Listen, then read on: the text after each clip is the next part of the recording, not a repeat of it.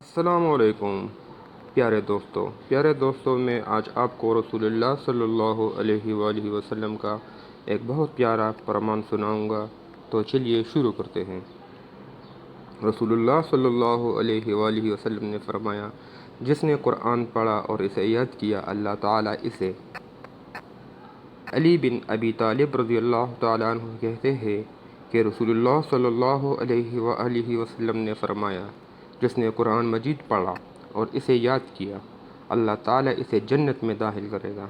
اور اس کے اہل خانہ میں سے 10 ایسے افراد کے سلسلے میں اس کی شفاعت قبول کرے گا جن پر جہنم واجب ہو چکی ہوگی۔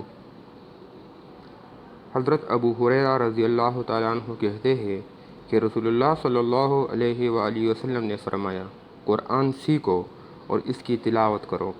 تب سو، کیونکہ قرآن اور اس کے سیکھنے والے اور رات کو قیام نماز تہجد میں قرآن پڑھنے والے کی مثال خوشبو بری ہوئی تیلی کی سی ہے،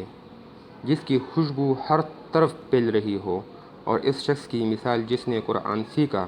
مگر رات کو پڑھا نہیں، ایسے خوشبو بری تیلی